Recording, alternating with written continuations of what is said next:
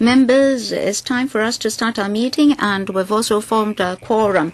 So let's start the meeting of the Establishment Subcommittee. On the agenda, we have 3 papers. Before the meeting, the administration submitted ECI 2013-14 number 1 to members for reference. This is an information paper which sets out the latest changes in directorate establishment approved since 2002, covering the impact on the directorate establishment. I'd like to remind members that in relation to any item on the agenda, if there's any direct or indirect pecuniary interest, members should make a declaration in accordance with Rule 83A of the Rules of Procedure before they speak. I'd like to draw members' attention to Rule 84 of the Rules of Procedure, that when there is a direct pecuniary interest, there are provisions in relation to voting. So let's proceed to item 1 on the agenda, paper EC 2013-14-1. Proposed retention of 2 supernumerary posts of 1 administrative officer staff grade B D3 and 1 administrative officer staff grade C D2 in the Electronic Health Record Office of the Health Branch of the Food and Health Bureau up to the 31st of March 2015 to provide continued directorate support in the planning, development, and implementation of the territory-wide electronic health record sharing system. So there'll be continued direct support if the proposals are approved. On the 18th of March 2013, the LegCo panel on Health Services panel was consulted. In attendance to answer members' questions, we have the Undersecretary for Food and Health, Permanent Secretary, Professor Sophia Chan, the Permanent Secretary for Food and Health, Mr. Richard Yoon, the Head for eHealth Record, Mr. Sidney Chan, the Deputy Head for eHealth Record, Ms. Ida Lee, and from the Hospital Authority, the consultant for eHealth, Dr. Chung Ai-chung. So members can ask questions. Dr. Kwakaki. Mr. Chairman, I believe since 2009, this program has been running for 4 years. It is envisaged that the whole program can be completed by 2018. Members of the public are most concerned about the universality of the program as well as value for money audit, because $700 million had been used. I understand that not all frontline healthcare personnel, be they family doctors or patients, are not very familiar with the program. So I'd like to know whether the program has proceeded as scheduled. Besides, from 2009, 4 years have elapsed for the supernumerary posts. Now we're asked to extend these posts to 2015. Will this be the last extension? Upcoming, will there be any more work to be done? Can they explain to us whether or not this will be the last extension application for the next 2 years? I believe this is a public concern, because extra cost will be incurred, in particular on staff cost. Before the administration answer Dr. Kwok's questions, I'd like to say that on the 18th of March at his meeting, the panel on health services generally supported the proposals. Members noted that for these two supernumerary posts, they are to head the eHealth program in its implementation. In implementing that program, they must have support from all the stakeholders, for example, private hospitals, clinics, Chinese medicine practitioners, and patients. They must have their participation in order that patients can peruse their personal data and set a reasonable fee structure and procedures, and in order to protect the privacy of patients as well as security, and to encourage more participants in the development of the services for the program, they do need the posts. So that's a piece of supplementary information. Permanent Secretary. Thank you, Mr. Chairman. Thank you, members. Perhaps I should answer members' questions in one go, and if necessary, I'll ask Dr. Chang to supplement. For this eHealth program, it is a territory-wide centralized system. At present, the hospital authority will understand, and I think Dr. Kwok is very much familiar with this.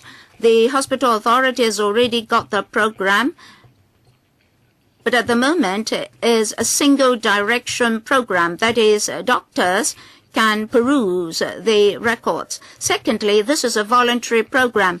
Patients can decide whether or not to participate. So our main task in the first phase is related to the infrastructure, that is the system for the program.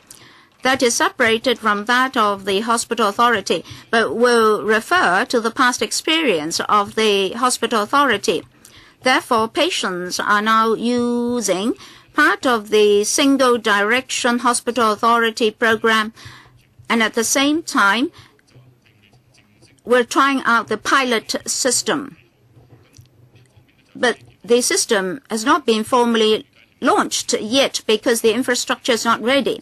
We envisage that by the latter half of next year, the infrastructure will be ready, and we need to implement measures to protect privacy, to monitor the operation of the system, etc. So we need to legislate, and we are now drafting the piece of legislation concerned. We would like to introduce the legislation to LegCo next year, such that the whole system can operate.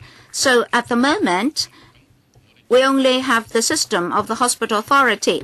We have to pay special attention to the fact that we have to understand that this is a voluntary system. So initially, the patients and frontliners of the hospital authority have to participate. The engagement is very important. So we request that the hospital authority communicates with its frontliners. In particular, when we draft the legislation, we'll keep in close communication with them to understand their concerns. As for the extension of these two posts, when the system is implemented, we have to draft, prepare, and enact the piece of legislation concerned. In the long run, we have to understand the operation of the system. Our proposal now is to have an independent body for it, because this does not just involve the operation of the system, but privacy, and to make sure that the users fully comply with the law. So it will be an independent regime, statutorily. It will come under the Food and Health Bureau and will make long-term decisions. We envisage that by next year we'll be able to finish the drafting and enactment of the legislation, and in the long run we'll have to study the structure of the organization, staffing, establishment, etc. So we envisage that after the enactment of the piece of legislation concerned, and after the establishment of that independent body, we'll no longer need an extension of these two posts. I'll ask Dr. Zhang to supplement on the pilot scheme. Dr. Zhang, can I use English? As the Perm Sec said, we've already launched 2 pilot schemes in this. As we're developing the full infrastructure for the sharing system, we've already launched 2 pilot schemes. The one which I think everybody's most familiar with is called the PPI-EPR sharing scheme, and that one was, as the Secretary said, we're launching. It was launched initially from the Hospital Authority, and now it's become one of the major pilot schemes of the EHR. And in that one, so far, already 300,000 patients, more or less, have already registered, and about 2,000 private doctors have registered. And 2,000 is, as you appreciate, is quite a large percentage of the number of private doctors currently in practice. So that's the scheme that's currently underway, and yeah, again, that's targeting mainly hospital authority patients who also see private sector doctors as well. So it's 300,000 is a good number. If you look at any scheme that's running anywhere in the world, it's actually quite a good number. The other pilot scheme that we're running is a radiological image sharing pilot, but that one is a one-way pilot the other way from private back into hospital authority. So again, it's well used. I'm sorry, I don't have the numbers on that one at the moment, but that one's also been quite well received. Okay. Thank you. Any supplementary questions? Well, a few. The Permanent Secretary said that in 2015, the preparation and legislation will be completed and $700 million will suffice. And Dr. Chang said that about 2,000 private medical practitioners have participated in the scheme. We would like to know the actual percentage of the total number of private medical practitioners for PPR, PPI systems. What about the growth in usage rate in the past 2 years? With the publicity done by the hospital authority, what was the growth rate? Because we would like to know whether there's a continuous growth in the number of users. Who will answer this? Perhaps we should defer to Dr. Chang. 1,000 doctors. There's about 5,000 or so private doctors working in Hong Kong. So we're talking about around 40% maybe, 2,000 out of 5,000. In terms of the enrollment rate of patients, initially the scheme was attracting around 2,000 new registrations a month.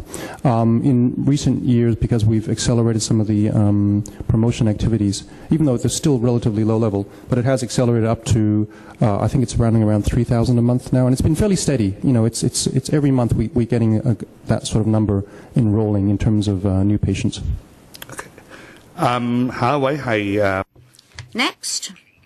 Ms. Starry Lee.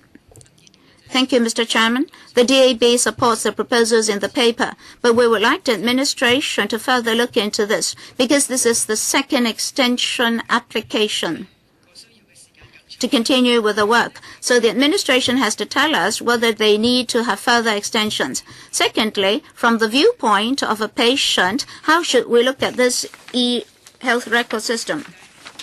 In H, you tell us that you've continued to enhance other systems to see whether it is technically feasible to further universalize the scheme amongst patients. Now, that is too slow. In the past, you view the systems basically from the healthcare personnel point of view. It's very complicated for patients to apply for perusing their health records. So according to your estimation, how can you ensure that through this second phase of enhancement, patients will be able to obtain their personal records more conveniently? Besides, you just mentioned that the participation rate has been growing satisfactorily, but still not all patients are covered. If I consult 10 doctors and only one doctor participates in the program, then I won't be able to have a complete perusal of my records. can I have my records uploaded to the centralized system so that other doctors will also be able to see my records? Have you considered that? I'll first ask the Permanent Secretary to answer the question, and then for the details, I can ask Ms. Chen to answer the question. All right. Madam Lee, the first question is about the long-term need or otherwise of the establishment. Well, this e-record system is a very novel system worldwide. They are all developing the system, but then we are all moving towards that direction. In the long run, we hope that patients will not have to rely on hard copy records, so that so long as they have a card with a password, then the doctor will be able to have access to his medical record and what types of medication has he taken in the past, whether or not he's allergic to certain medication and so on. And we have also consulted the sectors and stakeholders, but then you will also have to balance between personal data privacy and also the accessibility or convenience, and therefore we have to strike a balance. And in some places they have this mandatory system requiring all patients and doctors to take part. So patients can also have a choice. They can also ask the doctor to upload the information onto this system. Yes, I'll first decide whether or not I'd like to participate, and therefore to facilitate our development, our first target would be HA patients, because very often they would have to go in and out of the system. In particular, the elders, they will have to go between different specialties and so on. And then for newborn babies, they will have to get vaccination and so on. So we can have a comprehensive set of records, and then we can expand from there. So that's the development strategy. That being the case, ultimately is about security and also privacy, and therefore in terms of the operation that will have to be regulated by law. That's why we have this temporary structure, because we need time to develop the system and develop the legislation. And then when the legislation is in place, as I said, we will have to look into the long-term operation mode, and then we will come up with the long-term structure and also the long-term establishment. So that will be done sometime in the future, because for the time being, we are not sure about the future operation, where would it be under, and also how many people will be needed and so on. And that's why we have this provisional establishment. We expect that once the law is enacted, then we can have a long-term establishment. Second, on accessibility by patients. Well, at present, even during stage 1, patients can have access to their own records, and then there are also certain locations whereby patients can make simple application, and then they can get a full set of the records. They can have printed copies. We have to strike a balance because on the one hand, it will have to be convenient to the patient, and on the other hand, it has to be safe and secure. Because system security is very important. It's one of the major concerns of the stakeholders. That's why, for the time being, if you look at the system, the initial design is that it's a closed system. It means that only the participating doctors, the hospitals, and also the system will allow this sharing, and it's not connected to the outside parties. That would ensure security system or system security. In other words, the patients cannot just access the system and retrieve the records themselves. I think stage 1 is very important, because once it's out, so that and then the public will have will build some confidence in the system, and then in stage 2 we can develop it further.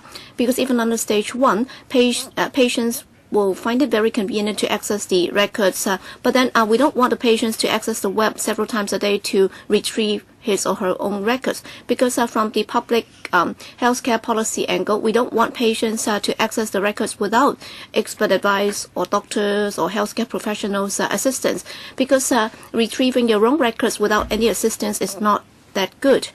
In particular, if patients are able to access the system by himself, then this will be an open system, and system security can be compromised more easily. That's why that's our consideration. That is there a need for us to have a completely open system, and what about system security? That's why, as Dr. Cheung just said, during stage 1, we haven't yet had CT scan and other images and so on because of the technology. Because when we first look into the system, because of the lack of technological advancement, the transmission rate is not that high. But now the cost has come down quite significantly. That's why we're considering doing this. And as we have just explained, this is a voluntary system, and therefore the patients will be deciding as to whether they'd like to take part and to what extent will they be participating. And he will also decide whether or not the doctor will be allowed to have access to his data, because sometimes it might be a family doctor. He might wish to allow him to have access, but then for others, they might just be consulting the doctor occasionally. They might not want the doctor to have access to their data. All right, if it's a private doctor, all right, for HA doctors, I think it's easier to resolve the problem. But then for private doctors, well, there might be reasons for them not to take part. So what will the outcome be? All right, under our system, according to our estimate, well, for all public doctors, for all public sector doctors, they'll participate, and for private doctors and private hospitals, most of them, if not all, will be participating. And then for private doctors, they'll be doing so on a voluntary basis. We hope that once the system is implemented, once private doctors develop confidence in the system, for example, is convenient enough, then patients will also be encouraging more doctors to take part. In simple terms, this is an entirely voluntary system whereby the patients will have the biggest say, and then doctors will also decide on them on their own. In other words, if any party says no, then it's no. But then for most of the young doctors, they are more familiar with the use of a computer, and therefore the participation rate would be high. But then for doctors who might be older, they might have more reservation, and therefore we cannot force them. But then with the introduction of healthcare coupons and so on, well, vaccination and everything, all these records would be stored in computers, and in doing so, we hope to be able to, quote and unquote, encourage more private doctors to take part or join the system. I'm not particularly discriminating. I'm just concerned about TCM practitioners. Yes, for TCM practitioners, yes, the same applies. We have been working very hard, and Dr. Chang has also got some special software for TCM practitioners. And then for the new breed or new generation of TCM practitioners, that should not be a problem. But then for the older generation, that might be a problem. Yes, Ms. Emily Lau. Yes, thank you, Chair. I'm also following up on some of the questions asked by my colleagues. Well, you talk about the upside or the merits. So in the end, after its full implementation, are there any measurable benefits? Chairman, in paragraph 3 of the paper, they said that the long-term target is to promote a public-private sector collaboration, enhance continuity of care, and improve quality of healthcare delivery. What does that mean? Does that mean that in the future, patients will be paying less, and then the service will be more efficient and expeditious, the waiting time will be cut short, and so on? So are there any other measurable benefits? Can you tell us? And also, as some members have said,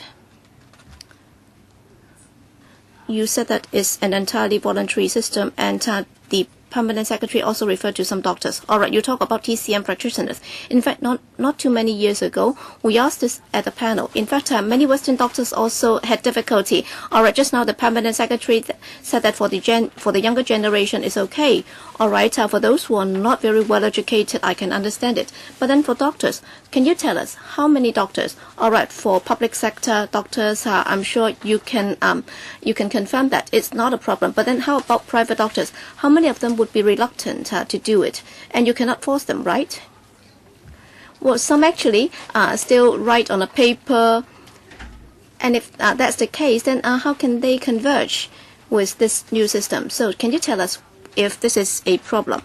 And next, you said that patients can have access to that. That's in paragraph 16, and Ms. Lee also asked about this. Is it technically feasible? All right. Of course, you will have to look at the technical feasibility, but then what about the principles? Well, apparently we were told that that would not be allowed. But then, as is myself, I'm the patient. How come I'm not able to access my records? You said that the system might compromise or leak the data, and of course, the Privacy Commissioner is concerned about this. But then, in principle, you should allow them access. They can be given a password and so on and so forth. And also, they said that, well, for patients having access to the data, they might be scaring themselves, and because they don't understand the details. And of course, it's best to have a doctor seated next to me to read or interpret the data for you. But then you will have to pay for that. But then you will have to make sure that it's convenient to the users. I'm sure that's one of the objectives, right? So the records should be written in such a way that the patient will find it easy to understand. All right, if you go into a doctor's consultation room, when you consult him, he doesn't have time to advise you, and so you will have to make sure that everything is written down in plain language so that the patient will be able to understand. And of course, you can always seek the advice of a doctor, but then in principle, they should be able to understand it. Is it the overseas experience so that records would not be given to the patient themselves? So I think it's not about the technology. It's about the principle, because you will have to make sure that technically it's feasible, but then on the other hand, it's also in order in principle. All right, I'll ask the Permanent Secretary to answer the question. Chairman, first I'll answer the third question first. Well, the current design is that patients can have access to their data, but then for the time being, when they access the data, they will have to go to a particular place, and then we will be giving them a downloaded copy. So we'll give them an electronic version or electronic copy. It's okay.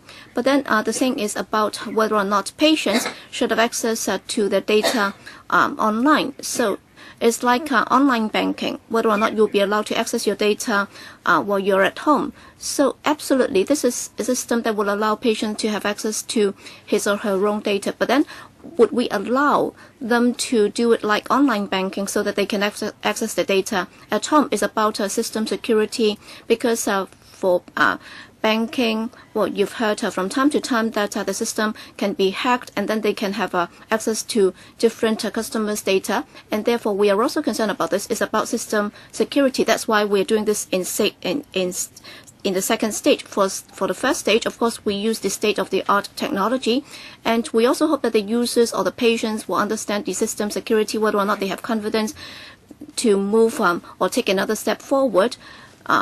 So that's about the system security. So that's about technical feasibility and desirability. That's purely from the perspective of protecting patients' security or privacy, because we don't want the system to be hacked. But then, as far as the patient is concerned, he can have access to his data anytime he likes, whether he'd like to get a hard copy or an e-version. Well, on the merits, there are several. Well, with an aging population, there are many elders in particular. They will have to go in and out of the hospital all the time, and they have different illnesses and medication and so on. And therefore, if there is such a system in place, then that will be stored centrally, so that for public sector doctors, they'll have access right away. And then for private doctors or private hospitals, they can also have access. And then for participating doctors, they'll know that, for example, last week, this patient was hospitalized, and then he had certain medication and so on. The elder himself may not be able to fully explain the situation, and then for babies, the doctor will know immediately whether or not that the baby has had certain vaccination, and he might be allergic to certain medication and so on. So the patient does not have to spell that out again, because if you at present you will have to depend on the patient, who will have to articulate everything, and therefore these are the benefits.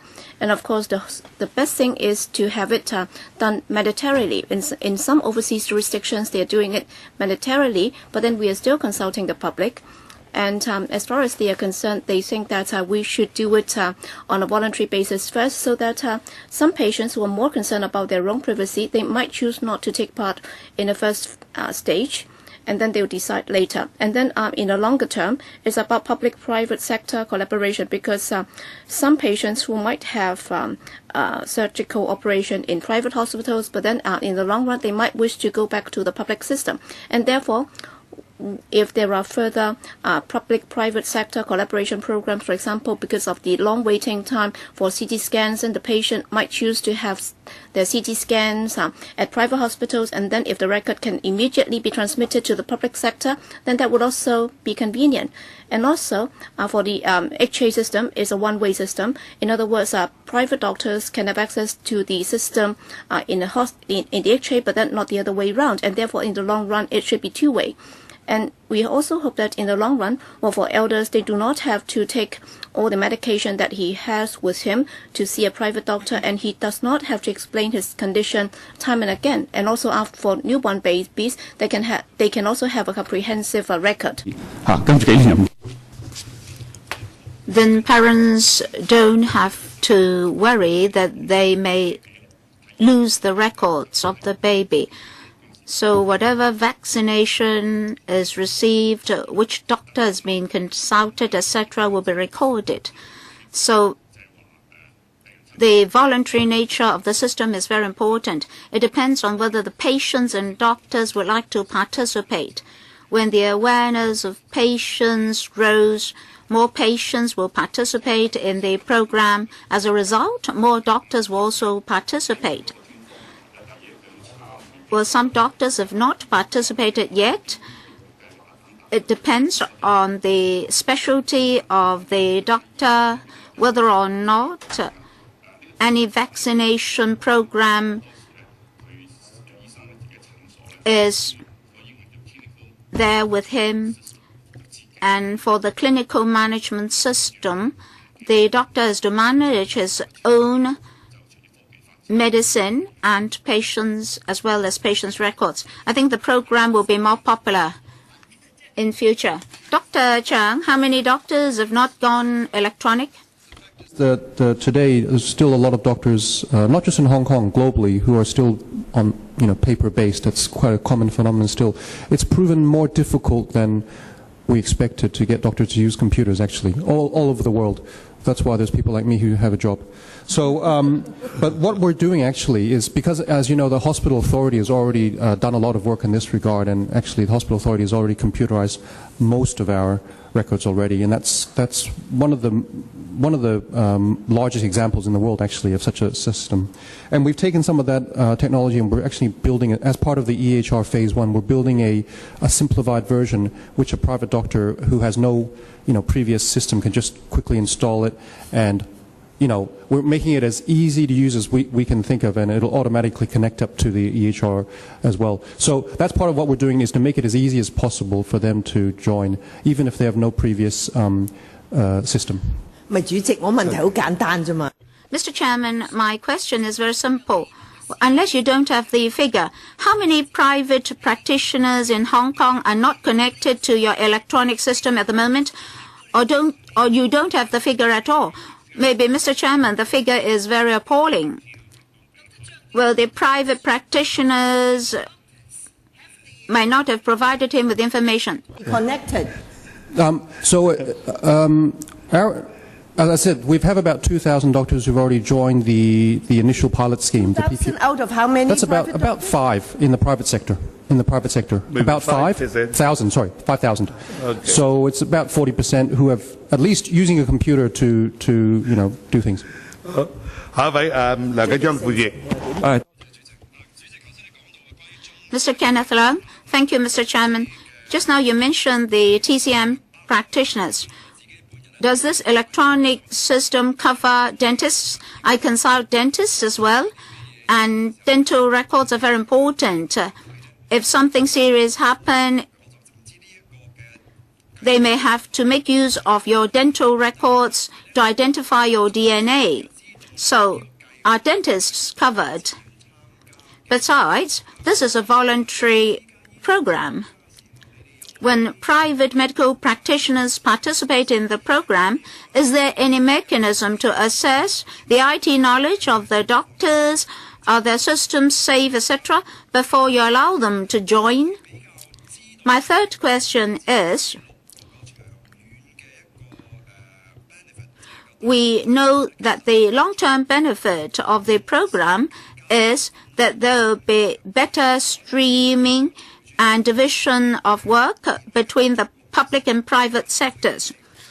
Now, given this EHR program, we understand that the administration is also considering a private insurance scheme. So how are the two to be coordinated?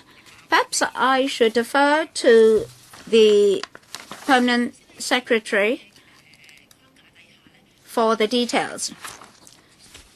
Mr. Chairman, under the registration system for doctors, nurses, and dentists, they can participate in this EHR program in future.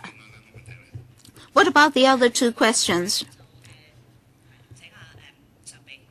Permanent Secretary, for assessment of doctors, first of all, the system itself, as mentioned by Ms. Lau, some doctors are still not using computers.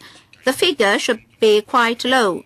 But the design of the system is the doctors can participate very easily. It's just like the systems of the banks. Many people can use it. Many doctors are already using their own electronic management systems. So in future, they don't need to duplicate their efforts. Therefore, in terms of assessment, there shouldn't be huge problems. When doctors participate, we'll be able to see the particulars in their returns. The law will stipulate the doctor's responsibilities in using the system. That is what data should be uploaded to the system. Concerning protection of privacy for the private medical practitioners, even hospital authority colleagues are regulated by the law. Their responsibilities are all regulated by the law. The extent of their liability will also be defined in the law, and will continuously monitor the situation and assess the security level. Thirdly, concerning the division of work between the public and private sectors, we don't just encourage public-private partnership. As a result of demographic growth, more and more doctors will use the system. Small operations may be done in private hospitals. Major operations may be done in public hospitals. Maybe that's the trend among patients. Then there won't be a duplication of effort in terms of assessment and so forth. As for the HPS, Health Protection Scheme, will encourage communication between the public and private sectors. And in future, there won't be any conflicts among patients. They can patronize the public and private sectors, and there will be free flow of communication among private medical practitioners. Mr. Leung, well, I'd like to talk about the closure of the system. You told us that hospital authority, doctors and private practitioners can communicate with one another under this system. Now, what about the doctors covered by this system? They have a terminal in their own clinics, and they'll be able to peruse patients' particulars through his terminal. Now, if a doctor is in a cafe, can your system allow him to serve the system in a cafe for patients' records? If that can be done, it is rather worrying. That is, can doctors do anything, anytime? It's just like we can peruse online news. Strict view of security. So we're actually requiring that certain special software must be installed on the PC of the doctors, which will ensure that only those designated machines can access the system. So you can't just use any old, machine in a coffee shop or something like that. So the machine must have the software installed. So are you just supplying one package of software to each practitioner, or in fact, I mean, if he can load the software on his portables, on his notebooks, on his tab, then he can still use it anywhere, right? There are, I mean, the intention certainly is to control where they can access it from in the initial phase. But I think the other thing we will be doing is because there's the new legislation which will put in, govern that. And also we'll have a code of practice on how they can use it.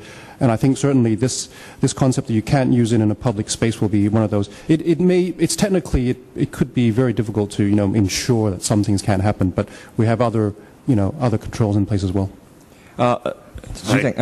I think just a closing remark. I think the software to be used, I think you should have control of the copies of those software. I mean, if the doctor say I need 2 copies loaded on 2 machines, then you should have appropriate record to record that, so that you know that if somebody is abusing or misusing the software in the public area, then appropriate actions could be taken on that practitioner. Thank you.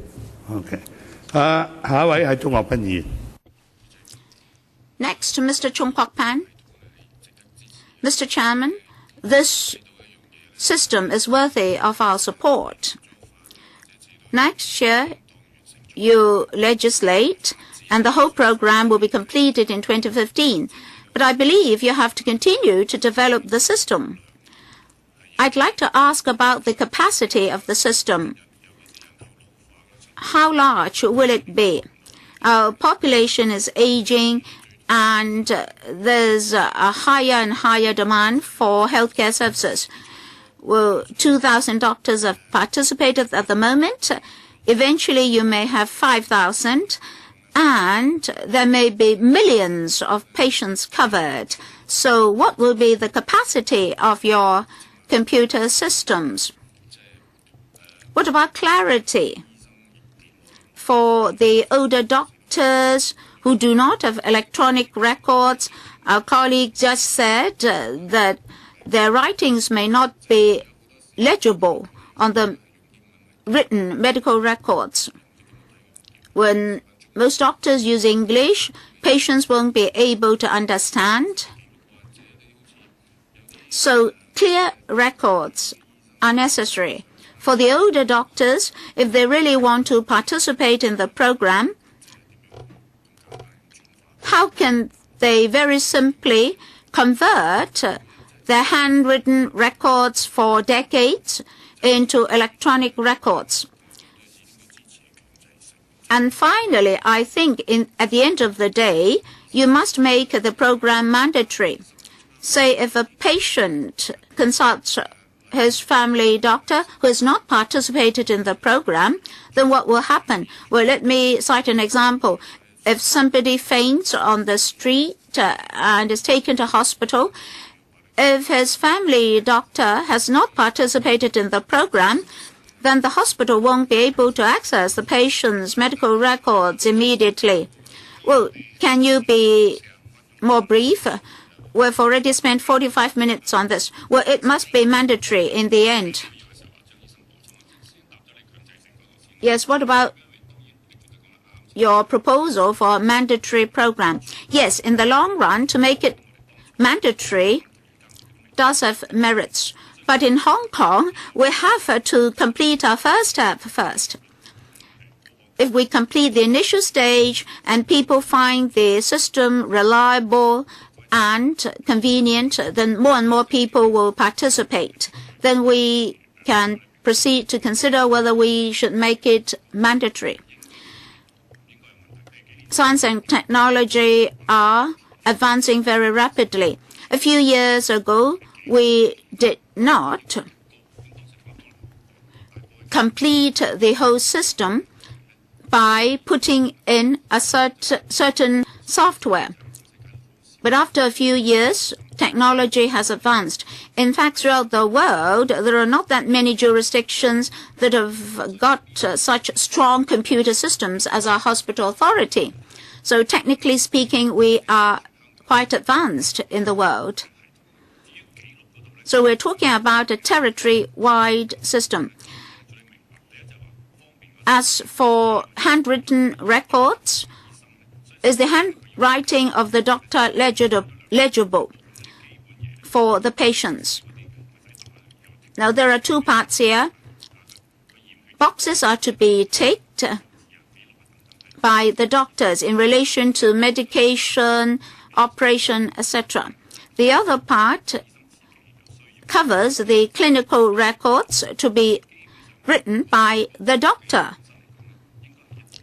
Now, these will be keyed into the computer system. So usually, it will be quite easy for patients to peruse the first part of the information. Dr. Chung? Everybody's concerned about the legibility of doctors' writing, and this system certainly helps that because we actually spend a lot of time developing methods to allow them to quickly enter things, and because it's all computerized, it's very easy to read. And we also do things like standardize the terminology they use so that everybody understands the same, they have the same understanding. So I think the system certainly helps in that, and that's something that we've seen in the hospital authority. One of the key benefits is that people can read what other people have written now because it's all computerized. 我諗就係我哋選擇醫生呢，喺呢方面都係我哋一個考慮。This is also one of our considerations. Yes, Dr. Helena Wong. Thank you, Chairman. I believe that with the eHealth record system, I think the whole thinking is very much Western medicine-led. That's good. But then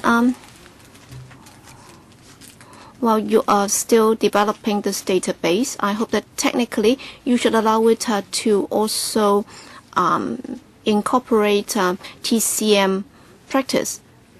It should be done at the very initial stage, or else once the program is completed, then if you only try to incorporate that at a later stage, that might not be feasible. In fact, we have also talked about this at HS panel meetings because 3 universities are now offering TCM courses, and there are many young TCM practitioners. They are not like the older generation TCM practitioners. They might be using a lot of computers.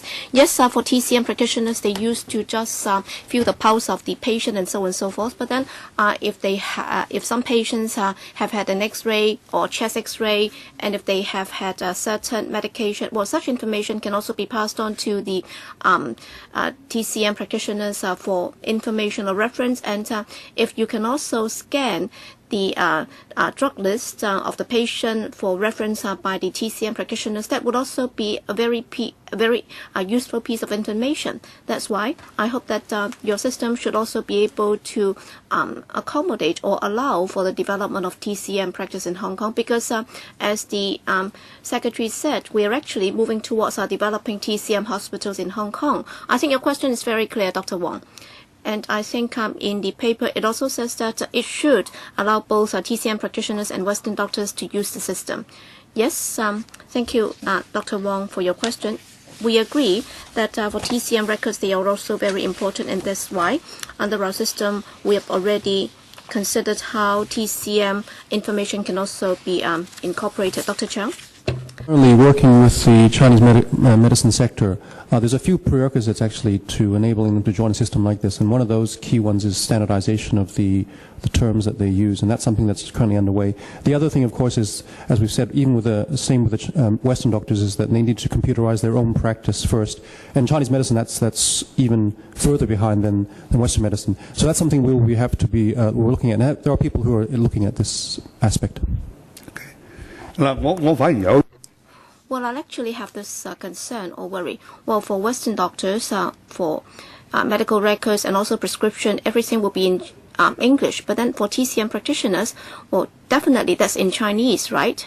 So in the future, when it comes to patients' records or patients' files, so is it that you would only use English, or would that be translated into Chinese and vice versa? So how about storage? All right, would that be stored in different languages, and then Chinese will have a file, and then for records in English, they will have their own file? Very important point, and that is, because you just said the Chinese doctors, when they do their herbal prescriptions, it's all in Chinese. And to be honest, if a Western doctor reads that, he has no idea what that stuff is. Even the diagnoses that a Chinese doctor uses, I'm Western trained, so I have the same issue. We don't know what these things are. So that's something that needs to be investigated, how these two work together, even if, apart from the language problem. So in terms of translation, I think that actually that's a very tricky problem. There's no good automatic translation of Chinese to English that we can rely upon for something like medical terms. What we would have to do is to look at which key parts of the record need to be translated. But even so, I mean, just translating the English words into Chinese or vice versa, it may not be, a good solution, because it's still we still don't know what it means, even if just the words have been translated. So that's something that has to be looked at. Okay. 另外一個問題呢，我就想 Another question that I'd like to ask is, in the future, will this database or record system, does it mean that any doctor can download the information from the system?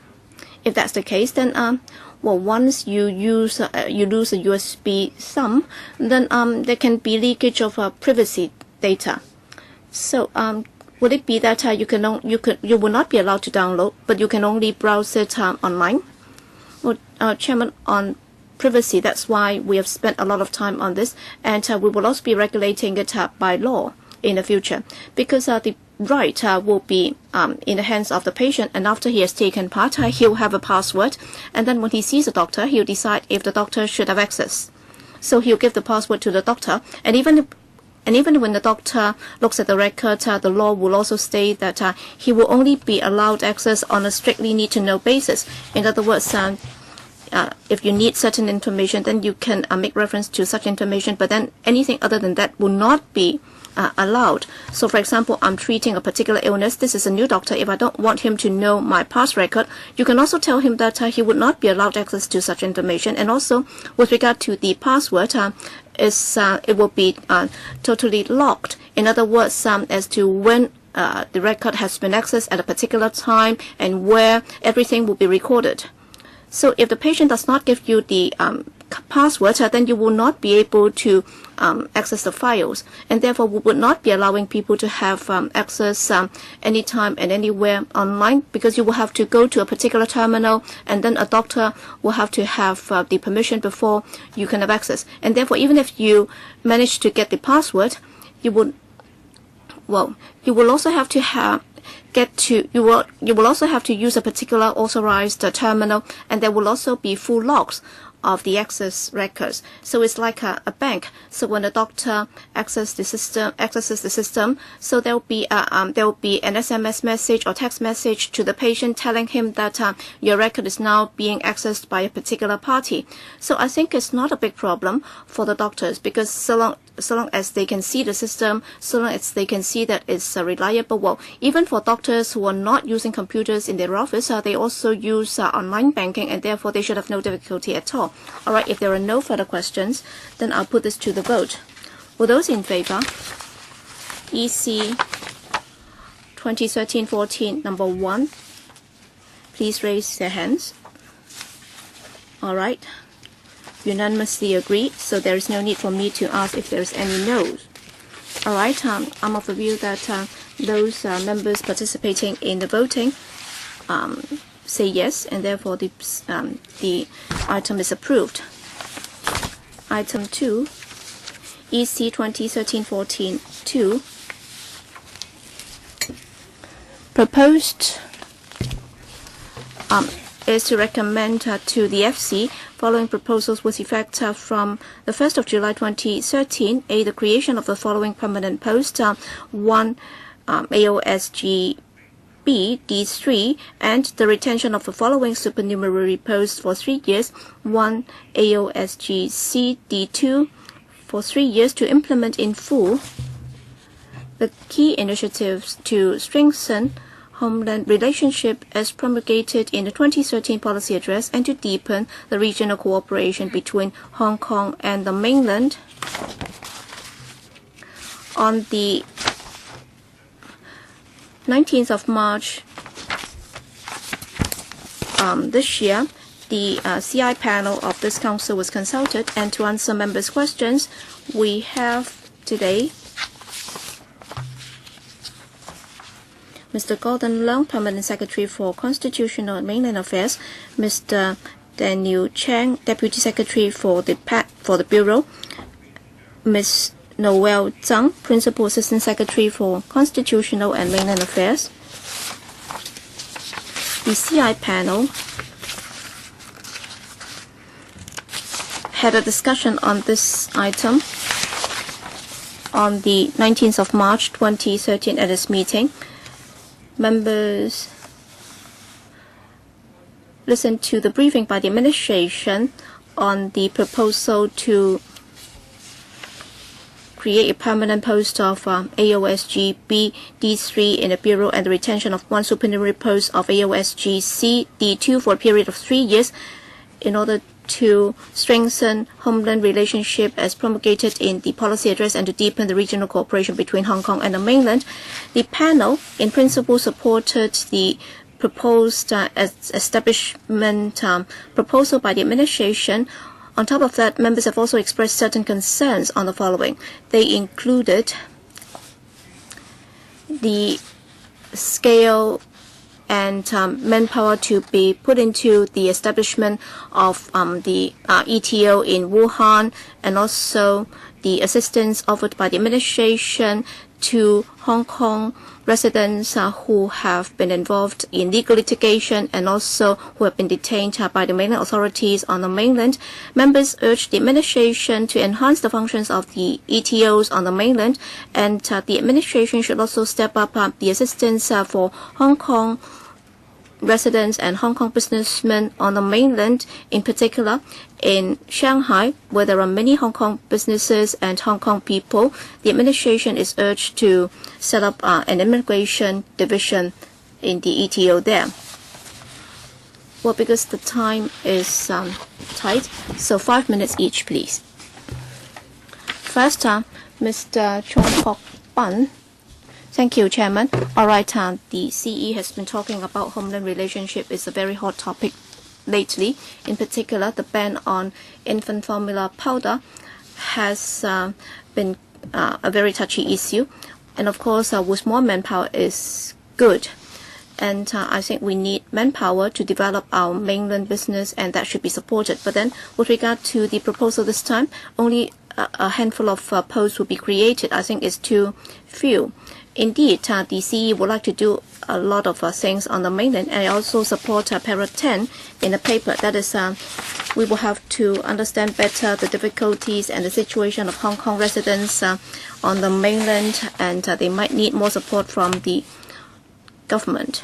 But then, when it comes to promoting cooperation with the mainland, apparently he's very ambitious. Guangdong, Shanghai, Qianhai, Nansha, Macau, and so on and so forth. He's really very ambitious. He'd like to cooperate with all cities on the mainland. And the CE also said that, well, before submitting any policy proposals to the EXCO, he has reminded all policy bureaus and departments to understand the implications on the mainland. So I'd like him to make sure that he'll be able to do a better job. And how is he able to do this?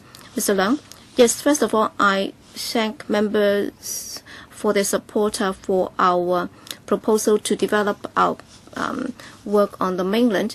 And we will be monitoring the workload closely, and adjustments will also be made accordingly. And in the paper, actually, we're talking about 2 posts, but then within the Bureau, we already have other colleagues providing support for this task. And for the 2 posts being proposed today, that's because in the CE's policy address, he proposed some specific initiatives. They are the new functions. They include, for example, the Wuhan ETO, and also we will also be stepping up our support for Hong Kong residents by providing further information to them. We also have to conduct surveys to understand their needs, and we will also have to step up regional cooperation with the mainland. So we'll be monitoring closely as to the manpower needs, and if needs be, then we might come back again, and we will resort to the existing mechanism to get more resources to tie in with that effort. Just now, the Honourable Member also referred to understanding the sentiments on the mainland and also the assessments and so on. Well, last week we already made a response to some media reports on this, and in simple terms, actually, the SAR government, in formulating its policies, has always been considering a basket of factors which are relevant, and the purpose is to ensure that for all the policy initiatives that we roll out, they will be constitutionally in order. They will also be able to tie in with the sentiments in the community. But most importantly, we have to make sure that it's in the overall interest of the Hong Kong community, and that's the most important consideration. And in the process, of course, most importantly, we have to work under the one country, two systems principle. We have to work under that principle. We also understand that because of the collaboration between Hong Kong and the mainland, and there has been more exchange between the non-government sector, and we believe that with this growing trend, understanding the mainland non-community sector's sentiments and also the mainland authorities' sentiments will also be something that we should do. And we hope that if there is anything that we expect to see, and if corresponding measures will have to be put in place, then we hope that we can be prepared. What will the corresponding measures be? For example, on the mainland, our policies may spark misunderstanding amongst the mainland public.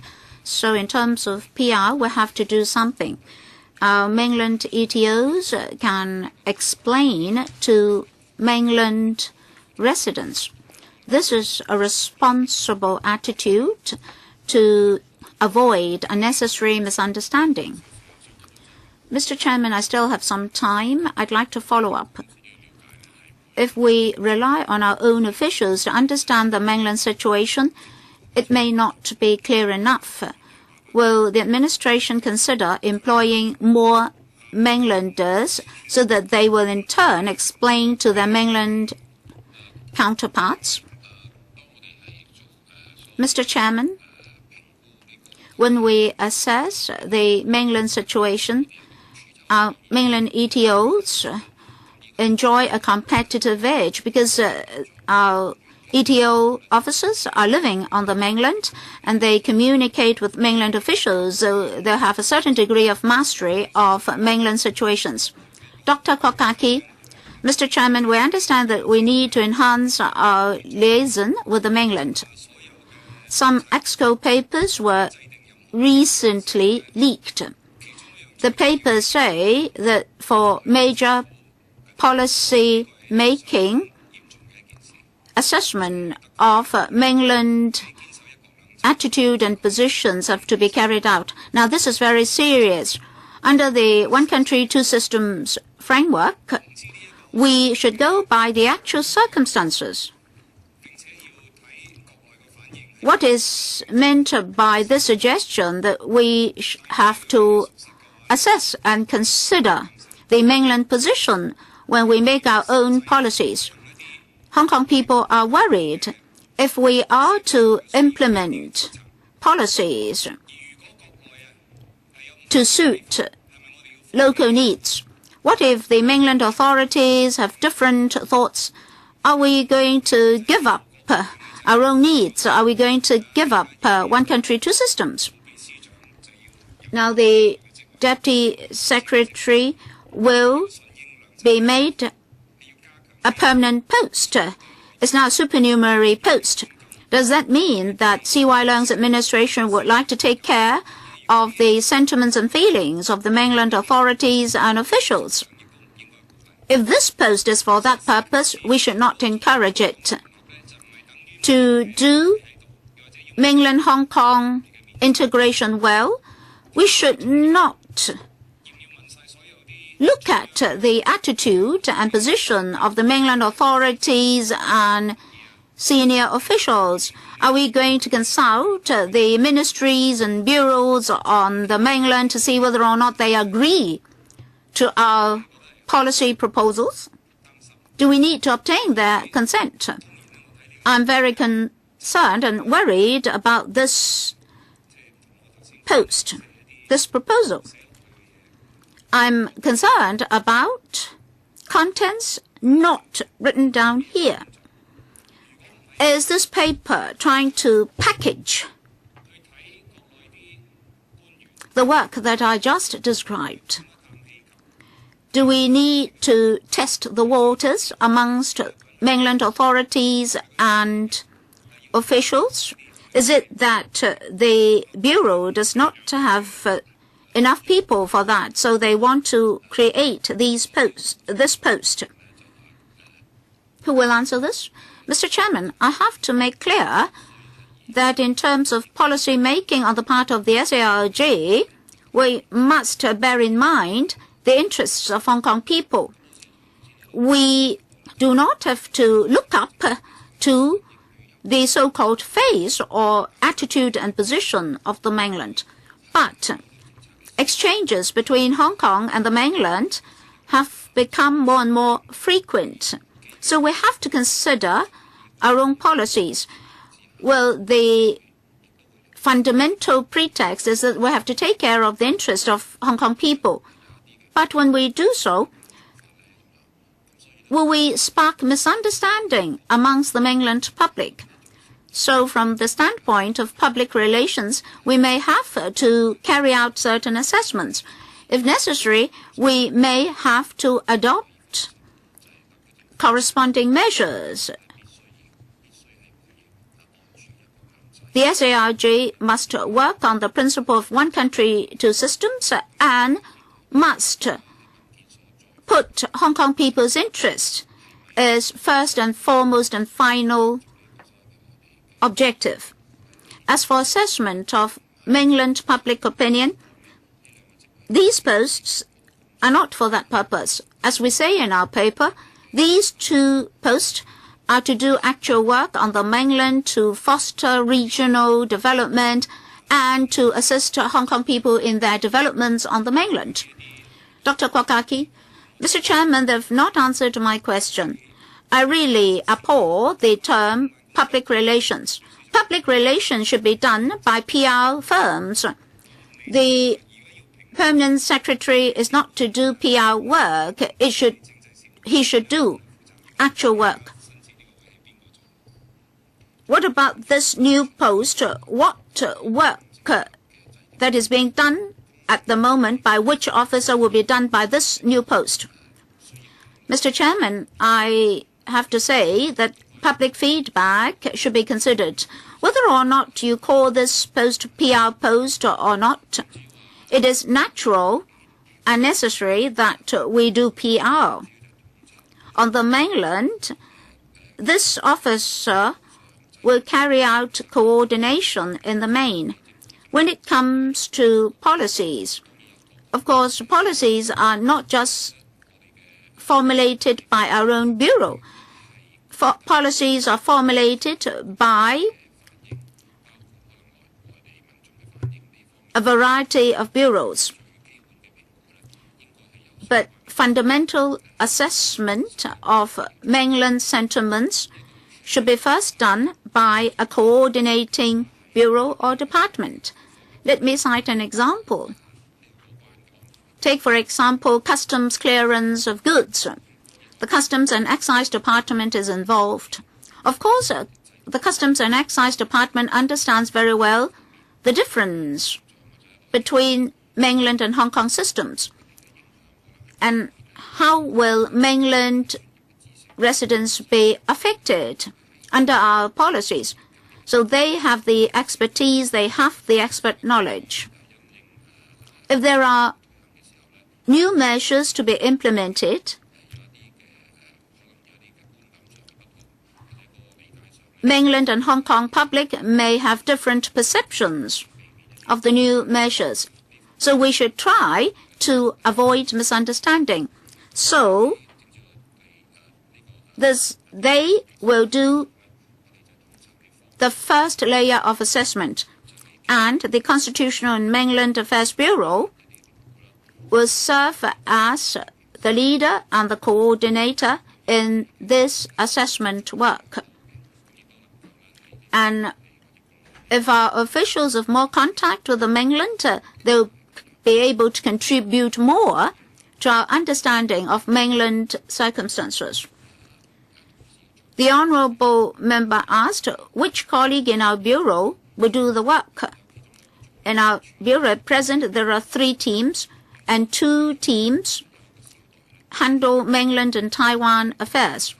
And a small team of colleagues will basically covering 1 permanent assistant secretary will be the coordinator. Before members ask further questions, I'd like to remind members that they should keep their questions concise, and the officials should not provide excessively long answers. I'll strictly control the time. Next, Dr. Helena Wong. Mr. Chairman, I have a few questions. First of all, concerning paragraph 11 of the paper,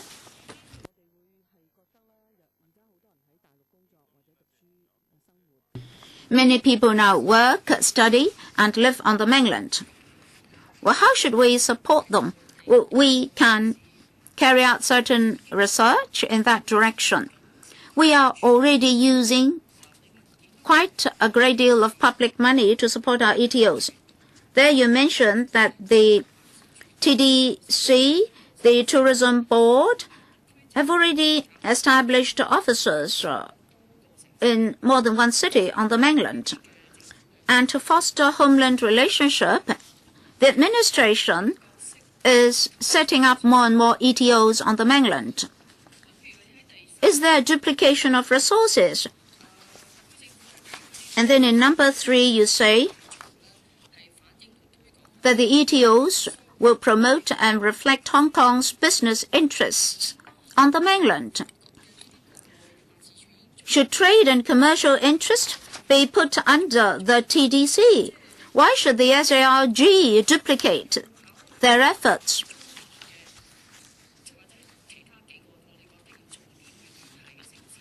Should we just major on or focus on certain major cities on the mainland? People won't go to different offices to fetch you. They will fetch just one office to seek answers. Permanent Secretary, I defer to Mr. Chang. Deputy Secretary, I'd like to thank Ms. Wong for her questions. Well, briefly, in Beijing, Shanghai, Chengdu, and Guangdong, we have ETOs at the moment covering east, south, west, and north of China. And we now propose a new Wuhan ETO, which is in central China. So in future, we'll be able to cover the eastern, southern, western, northern, and central regions of China.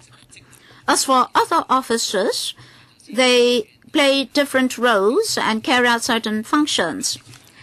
Dr. Wang mentioned the TDC officers. Of course, they are there to promote trade for Hong Kong. Our ETOs play more roles than the TDC officers, and they handle different trade and commercial affairs. As the CE said, one of the major roles of the ETOs is a government-to-government, that is G-to-G relationship, which cannot be substituted by TDC officers. In terms of coordination and collaboration among the different ETOs on the mainland, can there be enhancement? Yes, there's room for enhancement. Dr. Wong mentioned trade promotion. We can have more collaboration. G-to-G affairs can be dealt with by ETOs, but say to lead a business deputation to the mainland, the TDC officers can do the work. Then we'll be able to enhance our effectiveness and efficiency. Well, can you clarify the expression of homeland relationship? You mentioned ETOs in the eastern, southern, western, northern, and central regions of China. ETOs, are they to handle G-to-G affairs, or are they to support Hong Kong people on the mainland and to satisfy the needs of Hong Kong people on the mainland? These are two different directions. Permanent Secretary, well, the fundamental task of the ETOs is to support Hong Kong people's developments on the mainland. But how to better support them on the mainland? It relies on G2G relationships, including development of mainland policies, promotion of business opportunities on the mainland, to strive for concessionary or preferential treatments on the mainland. For example, those in Nansha and Shanghai. We have to disseminate information on the mainland as well to see how we can enhance our services to Hong Kong people on the mainland. So the two are complementary to each other. Ms. Emily Lau. Mr. Chairman, if the administration is to invest resources on the mainland to assist and support Hong Kong people, is worthy of our support. That's why on the 19th of March, we asked the administration the same questions. And Mr. Chung Keng-yu was very good. She gave me information after the meeting. But on that particular case, the factories of those businessmen were confiscated by the mainland authorities. Yes, you're absolutely right in providing support to the businessman in question. I hope that you can continue to follow up on the case. It's good. But then, as Dr. Kwok just said, we all think that is reasonable. But then on the 10th of this month, it's been reported that you actually have a new policy, so that for papers submitted to the EXCO and so on, well, you will have to consider mainland sentiments. And actually, the Undersecretary, Mr. Lau Kwong-wah, also called me, and I asked him to clarify whether or not there is a new practice and whether or not there are new resources and how would it operate. All right, civil servants obviously must have leaked the information, or else nobody would have known it. But then the thing is, you might be doing one thing, but then when it comes to this council, you would be deleting or hiding those paragraphs. So I've asked him to set it out very clearly. I've also sent in a very detailed email to the Secretariat, but then this they didn't do it, and they just release a press release. They just issue a press release. So that has not addressed our concerns at all. I think these are the things that they have done. All right. Towards the end of each paper, they would always say that there would be public consultation, and all those who might be affected should be included there.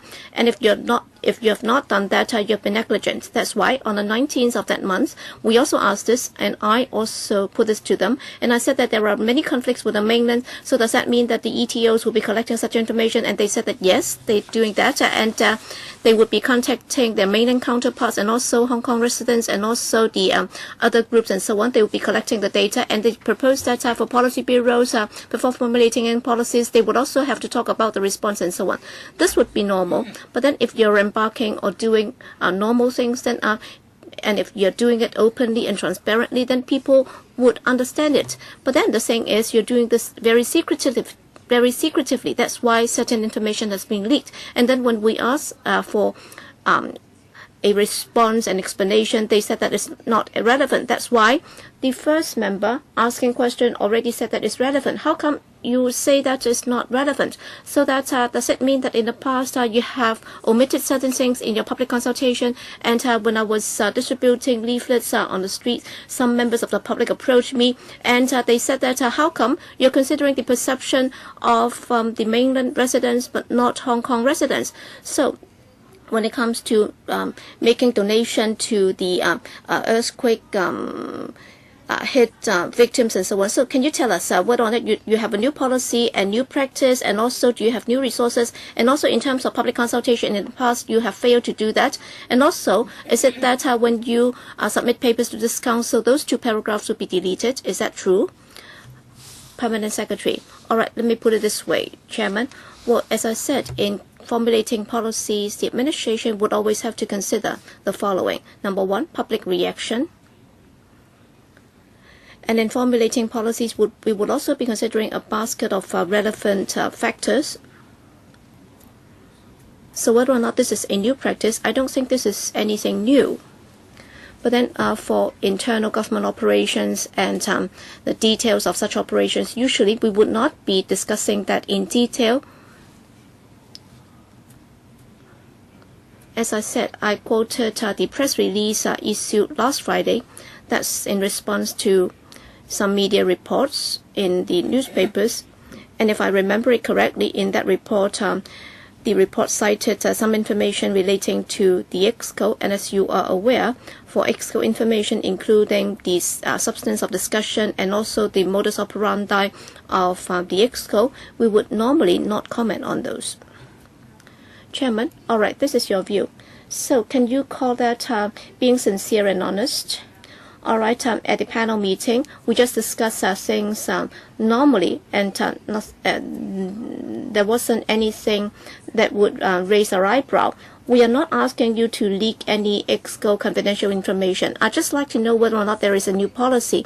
Are there any new resource allocation, and how would it work? Why are you not prepared to tell this council about the details? And also, is it that in the public consultation paragraphs, have you omitted something and now you're trying to include that again? And still, you have not been very forthcoming on that. So can you tell us more? How can you ask us for funding for this? So I hope that this message can be brought back. And if anything is done in the interest of Hong Kong, and if you explain things clearly, then we would be prepared to support it. But then you have not been very forthcoming, and you just hide behind the shield of confidentiality of EXCO. So how can we support it? I hope that you can be honest and sincere and give a full account to this council. All right, can you take it back to the administration? Next up, Ms. Dari Lee. Chairman, with regard to strengthening homeland relationship and providing more support to Hong Kong residents on the mainland, I think these are things that we need to do, and many Hong Kong residents are not happy with the performance of many people. They think that mainlanders speak very loudly and they are not polite and so on and so forth. But then on the other hand, mainlanders also think that we do not respect them. So I hope that members will understand the importance of homeland relationship, because after all, we do have a lot of exchanges and a lot of interaction with them, and therefore I think we should support strengthening homeland relationship. And to follow up on an earlier point made by Ms. Lau, in fact, earlier on, there was some press reports saying that in formulating government policies, we will have to consider the reaction on the mainland and the impact on the mainland residents. In fact, I agree that in formulating policies, we'll have to consider it from different perspectives.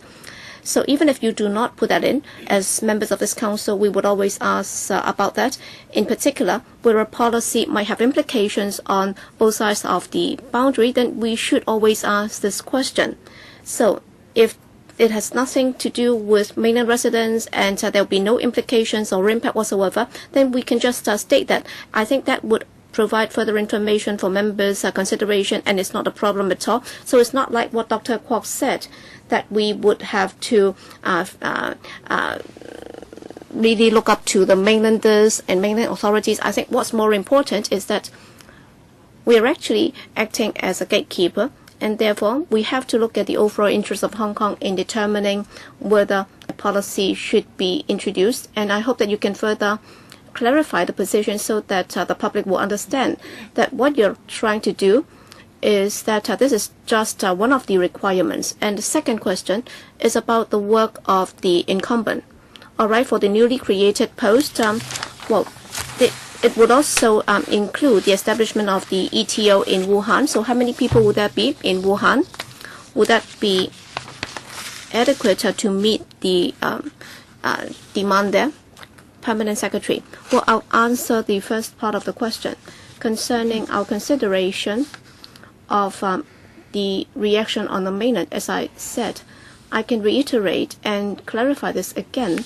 That is, in formulating government policies, all the relevant factors will be taken on board. And obviously, the Hong Kong residents of Hong Kong public's interests will be given top priority, and we will also have to act in strict accordance with the principle of one country, two systems, and that will not be departed. But then, as I said, basically the leading department or bureau will be the first layer, and it will conduct the initial assessment, and then according to the information that we have, and according to our understanding of mainland groups or Hong Kong residents on the mainland through our contacts on the mainland, we will also try to provide any further information that we may have on top of that. But then the ultimate objective, as I emphasize again, that is to avoid, as we said, Hong Kong public's interest will be the top priority in our mind, and if as a result of that there might be some misgivings or misunderstanding on the part of the mainland residents, we'll try to explain that to them. So that's all. With regard to the Wuhan ETO and the preparation for the setting up of the ETO, I'll defer to my colleague. Yes, Mr. Chang. Thank you, Chairman. Concerning the Wuhan ETO, well, the preparation work is underway. And at this stage, we haven't got the final proposal as to the establishment, because for this year's resource allocation exercise, we'll be applying for the resources for the establishment of the ETO. But then, with regard to the establishment of the Wuhan ETO, basically it should be similar to the Shanghai ETO and also the Chengdu ETO. In other words, altogether, we may have a dozen or so colleagues, including several from Hong Kong, including officers, deputy officers, and so on. And there might also be some a dozen or so colleagues who might be recruited on the mainland. I have to declare that I'm a member of CPPCC from Wuhan. I welcome the initiative to set up this office in Wuhan, but then relative to the central part of China, I think Wuhan is a good location for the establishment of the ETO. And you said that, well, when it comes to the actual establishment, you'll be applying for further funding from this council. Is that right? A short question, a short answer, please. Well, in every year's RAE, we haven't got the resource information. That's why we'll be coming later. All right, I have to emphasize that this is the establishment subcommittee, and therefore anything that doesn't have to do with the creation of posts, well, if you want to make inquiries, and also on the overall policy issues, please do raise them at the panel meetings instead of this subcommittee. And also, I'd also like to state my views on this. Well, anybody doing anything will have to consider other people's feelings. Next, Mr. Yu Si-wing. Thank you, Chairman. The mainland is developing in a very rapid pace, and we should strengthen our collaboration with them and links with them. And I can see that the policy areas would be rather broad. Well, in 2015, with the commissioning of the XRL in between Guangdong, Shenzhen, and Hong Kong, well, and also the Hong Kong-Macau High Bridge will also be commissioned shortly, and all these will have to do with the homeland relationship with these parties. And I don't know, after the creation of these posts with regard to policy studies, what kind of work will be done, because it's not clear in the paper. I think this is something really very imminent. I hope that there can be comprehensive studies on these issues. And just now, Dr. Helena Wong also talked about the integrated office. Well, as a larger area or larger region, I'm not in favor of integrating the functions. But then for the second tier of cities, I think that should be considered, because on the mainland, in the past, the larger cities would develop more rapidly. But then for the medium-sized cities and also provinces, actually they are also developing very rapidly. And therefore, I hope that the administration can consider setting up integrated offices, so that in terms of promoting tourism, trade, development, and also regional cooperation, that can also facilitate the work, instead of just focusing on eastern, western, southern, northern, and also the central part of China, so that more opportunities can be offered to the business sector. I think this is another area that we will have to look into. And also, recently there has been some concerns about entertainment expenses when it comes to liaising with the mainland authorities. I think we should also pay more attention to this. So in terms of spending on entertainment and so on, you will also have to pay more attention to this. So in coming up with the budget and also estimates, well, will there be any difference when it comes to entertainment expenses? And if there isn't, then why have we encountered such problems recently? I'll ask Mr. Chang to respond first. Yes, Deputy Secretary. First, there are two important cross-boundary infrastructure projects which will be commissioned shortly. In fact, the specific work is not under the purview of the CMAB, but then our role is that we will do the overall coordinating, because we are actually talking about cooperation amongst the relevant parties, and every year, whether it's with Guangdong or Macau, well, the focus of our intention of cooperation is that we will focus on these projects, and I'm sure the relevant policy bureau is already working on this, and they are actually making preparation for that.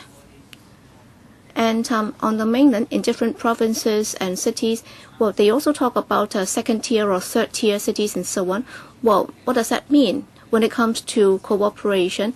Well, our work is not just confined to the city where it's situated. For example, for the Beijing office, actually, at present, there are 10-plus provinces which are under the purview of the Beijing ETO.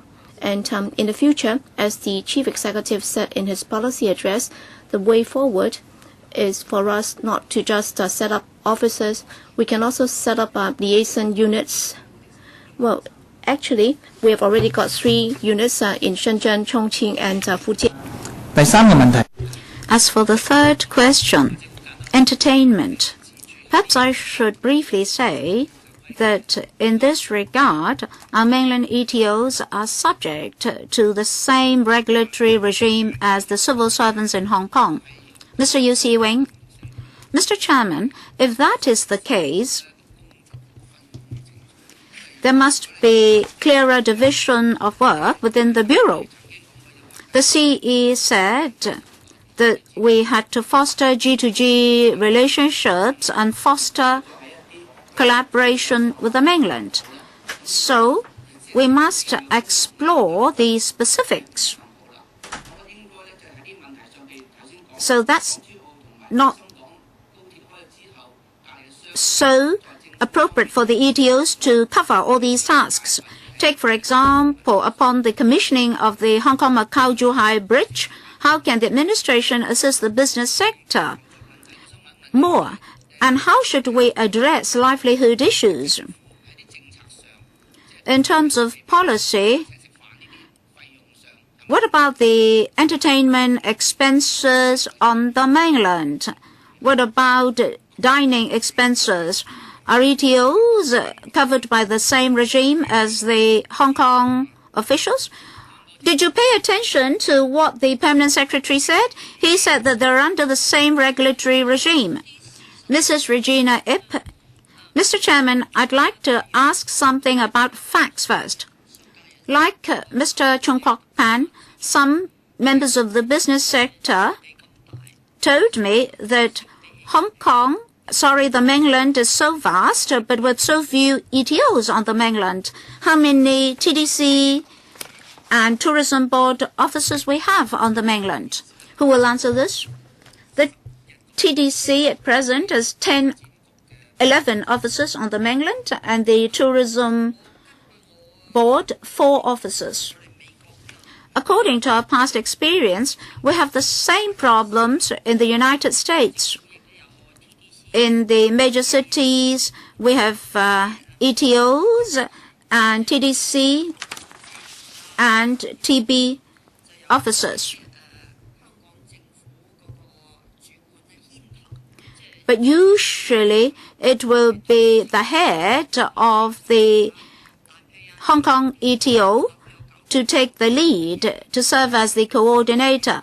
Well, sometimes if they organize a Dragon Boat Festival in New York, the ETO of the SARG will take the lead.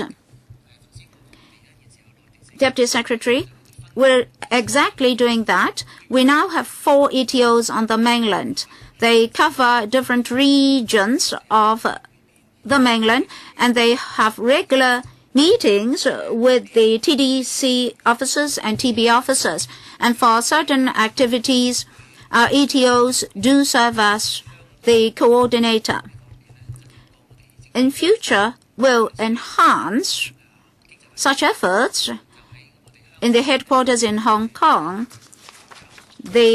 Our bureau and the Commerce and Economic Affairs Bureau will collaborate further.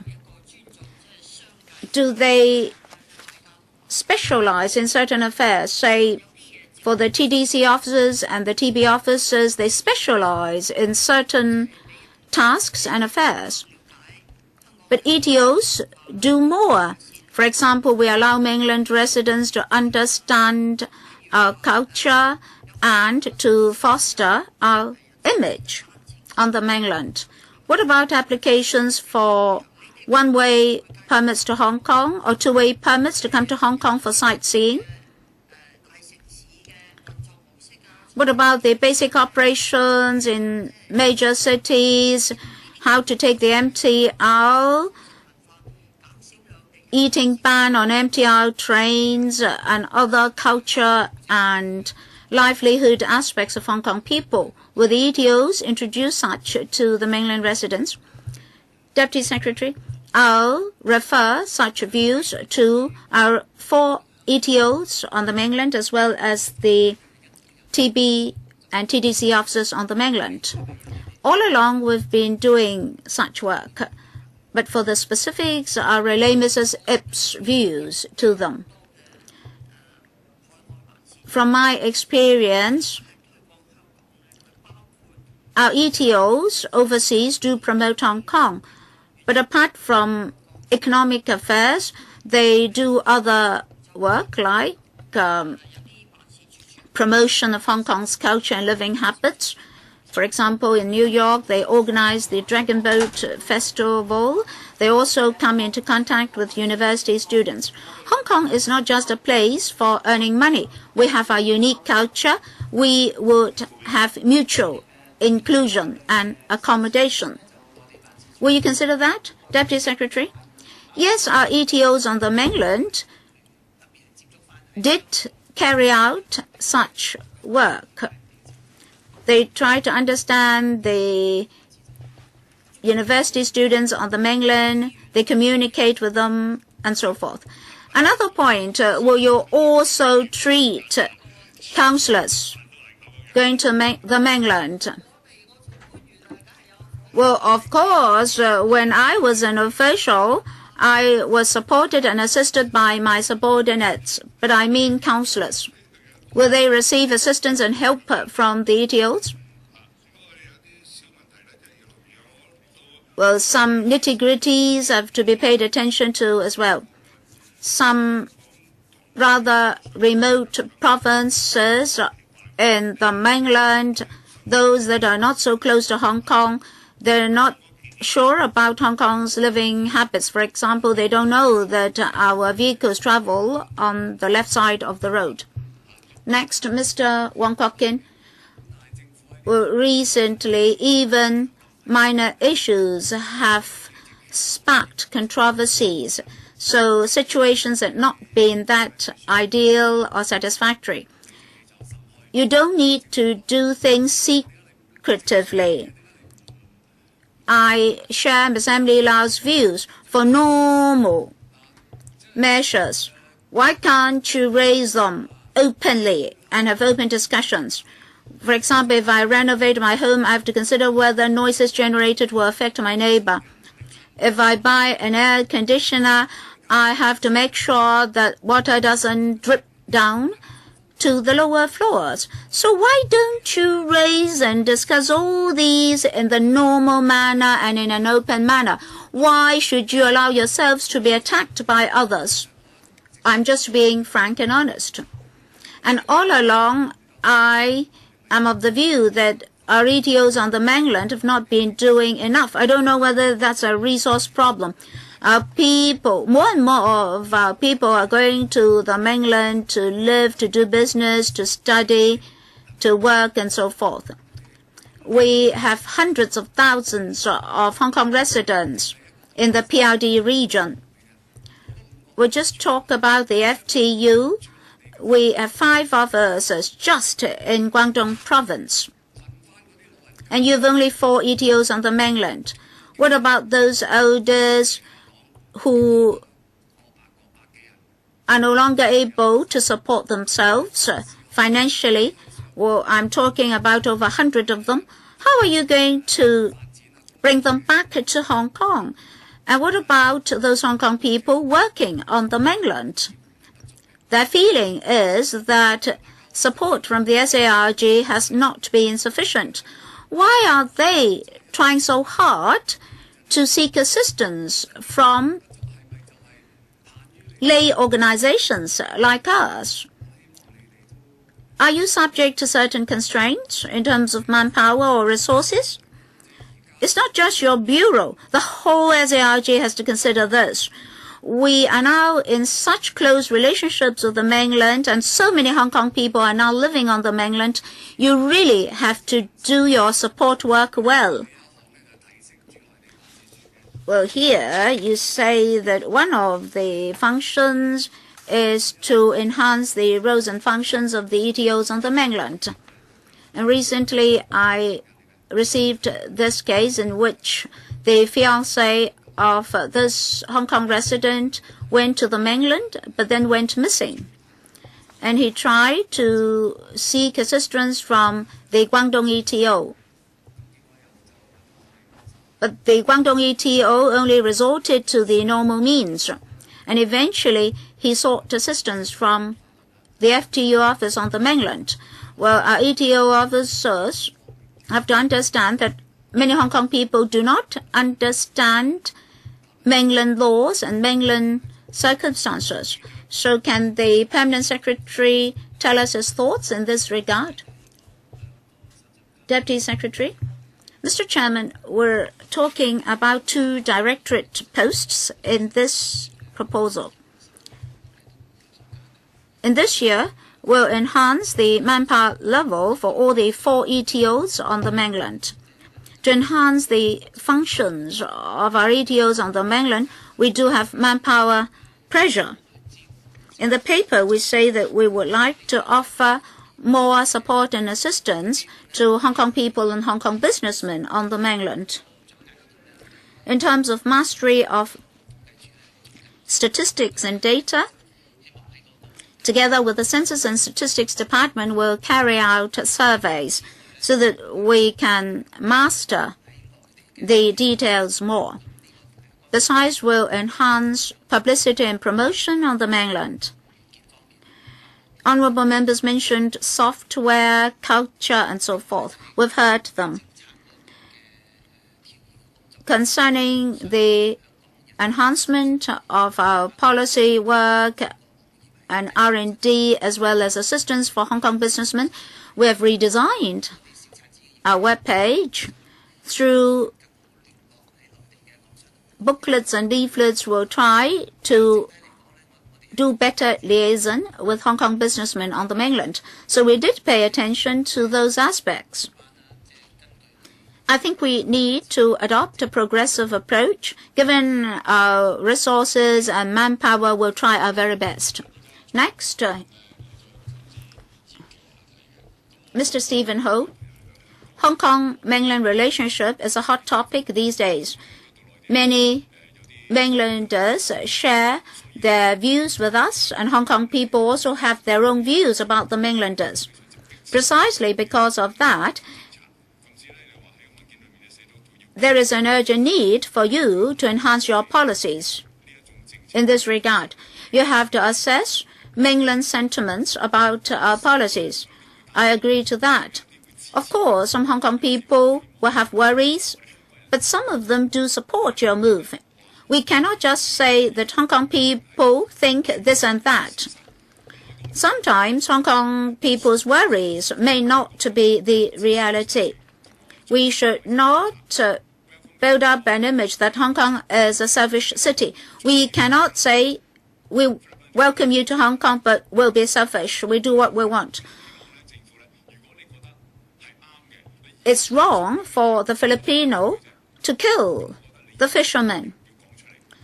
So policy-wise, if you think you're correct, you have to defend yourself. You have to write up an explanation. Otherwise, in the long run, it's not to your advantage. Now, what about these 2 posts? You would like to enhance the roles and functions of your ETOs. You mentioned Wuhan and Changsha in your paper. Now, how much work can be shouldered by these 2 posts? If you continuously open ETOs on the mainland, well, there may be a need But will there be a saturation point? If so, where is it? Permanent Secretary, concerning assessment of mainland sentiments, I don't want to repeat myself. Let me reiterate that in the formulation of policies, a whole basket of factors will be considered, including the possible reaction and sentiments of the recipients throughout the whole world. This is the appropriate approach. If there's any misunderstanding about the policies of the SARG, we'll adopt positive measures to explain the misunderstanding. We'll put Hong Kong's interest as the first and foremost priority. That's most important. As regards the capacity of the ETOs on the mainland, I'll defer to the Deputy Secretary. Mr. Chairman, one of the major objectives of this proposal is related to the Wuhan ETO. For many years, the development in Wuhan has been a very progressive one. Well, at different times where the needs might be different, we try to balance the resource needs with the level of work. So it's hard to say when is going to be saturated and how many offices can be set up on the mainland. But then at this stage, all in all, with the Wuhan ETO set up, as I said, well, in the 5 major regions, we've already got ETOs set up in the eastern, western, northern, southern, and central part. So in the next stage, we will be looking at whether or not we can set up more liaison units rather than setting up major ETOs. Can I ask follow-ups? Yes, please. Well, I've also received some comments. Well, for fishermen working on the mainland or catching fish in mainland waters, there are many. But then very often where there are incidents at sea, then you would not be able to help. So in the future, will you make sure that there will be some manpower along the coastal areas so that you can cover all the areas that Hong Kong people might go to and take care of the problems that they may encounter? Mr. Leung, well, that might not have any direct bearing with the 2 posts being proposed. I can take it up with Mr. Ho after the meeting. All right. We have 2 members in the second round. We have another item that we have to deal with. Can I extend the meeting by 15 minutes? All right. So anybody in the second round, other than the 2 members that have indicated? Yes, Ms. Emily Lau and Mr. Yip Kin Yun. All right, our time is not on our side. So 3 minutes, please. Dr. Kwok Kaki, Chairman. Well, civil servants, they work neutrally and they are very pragmatic. We support that. That's why when I ask questions, I'd like you to clarify things that you think that we have misunderstood. So I'll give you another opportunity. All right, when we conduct an assessment on the perception of mainland residents, on what principles are we going to carry out the assessment? Because after the posts are created, you're going to do that. So I'd like to clarify that. And secondly, another member asked this, and it's a very good question. That is, how do we regulate entertainment, spending, and so on? All right, I hope that Hong Kong civil servants will be able to do their job without being corrupted, because we have got this lesson that we should all learn. That is the former ICAC head. So, have you given any guidelines to civil servants on working on the mainland so that they would not go astray, so to speak? And also for the second and third group, well, for second B, actually part of the duties would be on mainland affairs. So for the, if you're going to turn that into a permanent post, that is the will you be reclassifying the work so that for Division 2, they would not be required to take care of certain mainland business, and everything will be passed on to Division 3? All right, I'll try to be brief in my response as to the principles that we go by in conducting the assessment. As I've repeatedly said, we will look at the long-term interests of Hong Kong people and also the long-term development of Hong Kong people. All these will be given top priority. In simple terms, Hong Kong people's interest will be the most important consideration in conducting the assessment. So the assessment is not, as some people might have misread. That is, we're actually looking at what they feel and how they look at things. But then after conducting the assessment, we will always put Hong Kong's interests first. And if there is anything that we need to do in terms of public relations, or if you don't like the term, then we can also change it so that we may have to make or do more explanation and so on, so that we can be more prepared for that.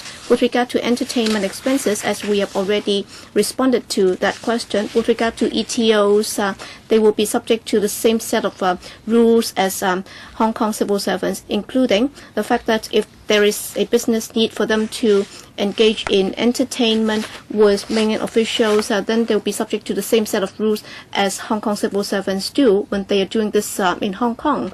And also with regard to Division 2 and Division 3 within the Bureau, it's not just about mainland affairs, because as we said, they also have to take care of Taiwan and other affairs, and therefore in terms of the deployment of resources, we believe that the current level is appropriate. Next, Dr. Helena Wong. I have two questions, Chairman. The first is about the relations between Hong Kong and the mainland during the Jiang Zemin era. Well, at the time is the Hong Kong and Macau Affairs Office, which will serve as the gatekeeper, and they would serve as a gatekeeper for the Hong Kong SAR. So, where any provinces or cities officials, if they had to engage in official activities in Hong Kong, then they would have to go to the HKMAO's office in Beijing for approval. And the state policy back then was to protect the Hong Kong SAR so that it would not be subject to the officials' manipulation, so that they would not be usurping the powers of the Hong Kong SAR by interfering in the business of Hong Kong SAR. So have we changed our policy? Because during the Jiang Zemin era, well, the so-called gatekeeper role being played by the HKMAO is no longer there. And instead, we will have to have more interaction with mainland authorities. And how do we avoid the situation whereby the Central People's Government initially thought that Hong Kong should be protected so that there would not be any interference by mainland officials into the affairs of Hong Kong? So how are you going to achieve that? And secondly, is about Hong Kong and the mainland. All right, for the ETOs to be set up is to step up communication with the central authorities and provincial and other local authorities. All right, we are under one country, two systems, and therefore Hong Kong systems and policies and core values would be very different from those on the mainland. So I'd like to know, well, many Hong Kong people are very concerned about the human rights campaigners, for example, Zhao Lianhai, Tan Zhuoren, and so on. So, and we also treasure a lot of our core values: democracy, freedom, human rights, and so on. So, through your ETOs on the mainland, would you be taking the initiative to promote those core values that are so treasured by Hong Kong people in your interaction with mainland authorities? Mr. Leung, I think members are concerned about these issues, as we have repeatedly emphasized. Well, with regard, as far as the HKSRG is concerned, we will have to act in strict accordance with the basic law and also the principle of one country, two systems, and so on. And therefore, that's exactly what the ETOs will be doing on the mainland. So where there is anything to do with the formulation of policy by the HKSARG, we will follow strictly those principles and guidelines. Chairman, I don't think he has answered the second question. The second question, please. Promoting the core values of Hong Kong and Li Wangyang on the mainland. Well, our ETOs are there to provide support to Hong Kong people if they have any daily needs. For example, as we just said, for information about the mainland, we'll step up that so that they can have a better understanding of what they need to understand when they work or live on the mainland. And as we have stated in the paper, our main task is to develop economic and trade relations on the mainland. Ms. Emily Lau, I asked several questions just now, Chairman. I asked about policies, if there have been any changes, and if so, how would that change and how would that be operated? And also, what about the long-standing practice? Because, well, in the papers you used to talk about public consultation. Is it that you have missed out something in the past? And how come there are paragraphs that can be included when there is internal discussion, but then when it's submitted to this council, you delete those paragraphs? If you're doing this openly and transparently, why are you not prepared to tell us? All right, why are you hiding behind the shield of confidentiality rule of the EXCO? If you are not prepared to come clean today, then you will give people the impression that you're trying to hide something from this council and the public. And therefore, I think these are the issues that he will have to address today. All right, if you're not able to answer the questions today, then can you provide a supplementary paper to address the points raised by Ms. Emily Lau? Chairman, let me state that once again. If it's not within your bureau, if it's something that goes beyond your bureau, can you refer that to the other bureaus and departments? Chairman, please allow me to say a few words on what I just said a moment ago.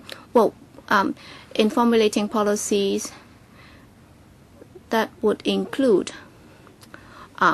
taking on board certain considerations of sentiments and so on. That's the long-standing practice. In the past, we would also do that. And therefore, in the process, we will have to consider all the relevant factors, including the stakeholders or recipients' response. We do not believe that there is anything new. In fact, that's been the long-standing practice. In the past, where there are new policies or initiatives, if they might affect some mainland parties or people, we would always give an account to this council. For example, recently we talked about the infant formula milk and also the children with no links in Hong Kong, and also Hong Kong residents living on the mainland, and also some mainlanders, whether or not there might be impact on them. Well, in fact, in the course of policy discussions, we have always been sincere and honest with members. But then there's this report in the press. That's because of the internal documents. Some people are not happy. That's why they leaked us. So you're saying that everything is in order. So do you want them to leak further information out? So why don't you just come clean? And if nothing has changed at all, how come we have had this incident? Why are you not prepared to tell us?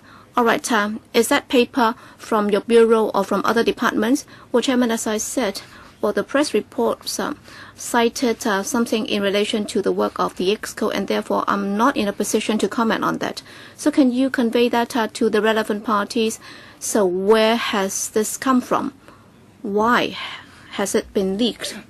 Ms. Lau also sought further clarification on this. Well, this might have nothing to do with the proposed creation of posts, but then he said that he would do that. He would convey that to the relevant parties. He said that he would provide the information to us after conveying the message to the relevant authorities. Well, I'd like to clarify. I just bring back the message to the administration for consideration. Yes, Mr. Ip Kin Yuen. All right, you are actually focusing on economics and trade, but then would that have more to do with the trade and economic departments, but then it's now under the CMAB?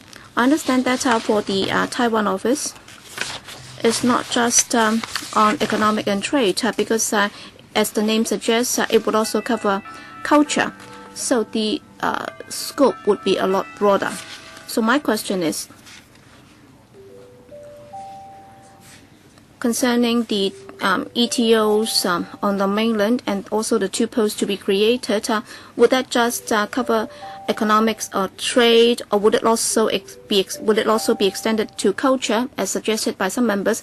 And like other members, I'm also concerned about entertainment expenses. It's also a very important moment we have to remind all those who might have very close contacts with Mainland authorities, including the very senior officials, about the expected conduct. We will have to provide training. We will have to serve reminders on them, and we will also have to provide further training to them. Or else, with the creation of more posts, the danger will become even greater. And another issue, which is even broader, that is, we talk about strengthening homeland relationship. What does that mean? Because we have been talking about strengthening homeland relationship. How is it done? And also, what's the purpose? And also, what's the scope? Well, you may not be able to cover everything today, so can we be given a paper by the Bureau so that there can be a discussion at a panel meeting? And we would also like to know how this is done. Well, Mr. Ip, your suggestion is really very good, because what you just said had to do with policies. I hope that at a panel meeting, the Bureau can follow this up. All right? If there's no further question, I'll put this item to the vote. Will those in favor of the proposals in paper EC 2013-14-2 raise their hands, please? Those against, please raise their hands.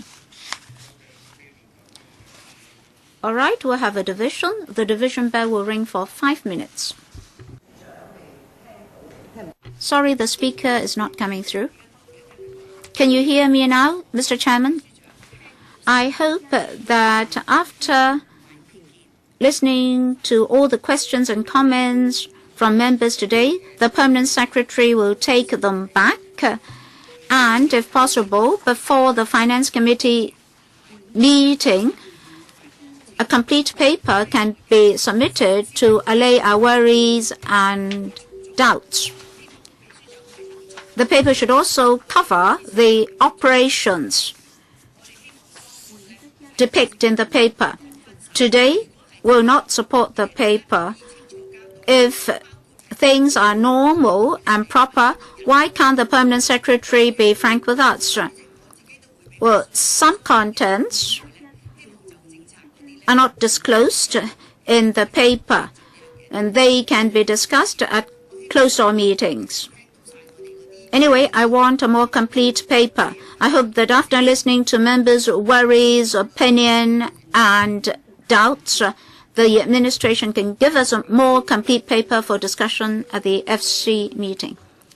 All right. The division bell is ringing. We'll take a vote after the division bell. Well, Ms. Lau, you mentioned policy issues, but they are not related to the creation of posts. Well, there is a certain relationship. If you look at the notes of meeting for a March meeting, I asked whether the ETOs collected opinion and views on conflicts, etc. Collection of opinion will have to take into account people's sentiments. Oh yes, they have to detail their policies as well as how the policies operate. If councillors are of the view that their proposals are all right, then no problem. But now it seems that they are hiding certain discussions in the EXCO. I just want a more complete paper. Frankly speaking, it's impossible for them to discuss EXCO discussion items here. You're just creating difficulties for them.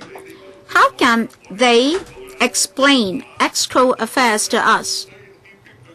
So if you force him to disclose EXCO discussions, it's not possible.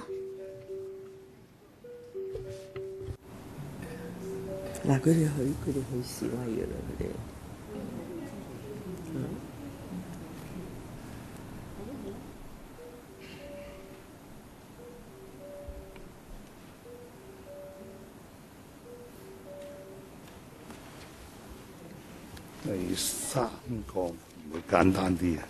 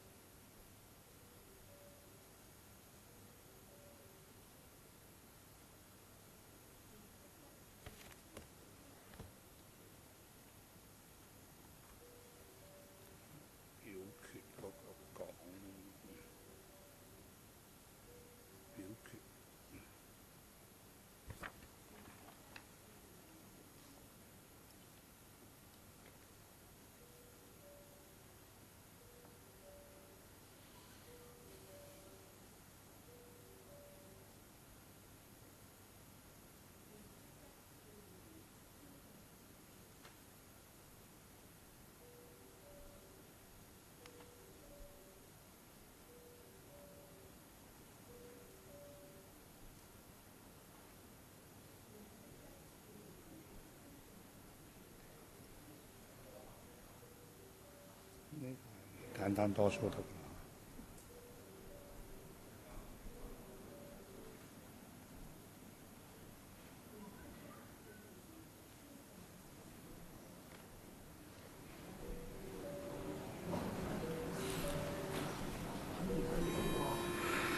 而家開始表決。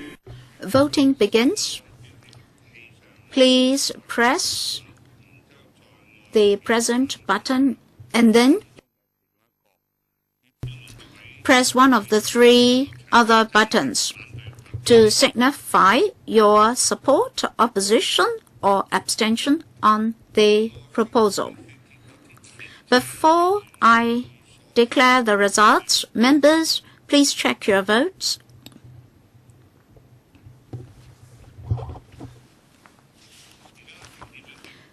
Voting ends. Please display the voting results. 15 present, 9 for, no one is against, and with 5 abstentions. So the voting result is that 9 are for the proposals, so the proposals are endorsed.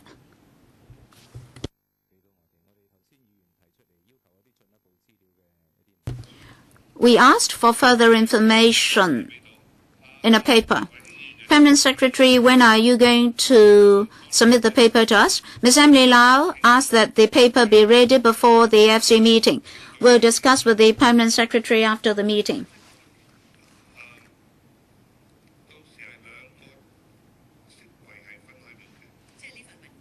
There'll be a division. Will there be a division at the Finance Committee meeting? Well, this particular paper will be voted upon separately at the FC meeting.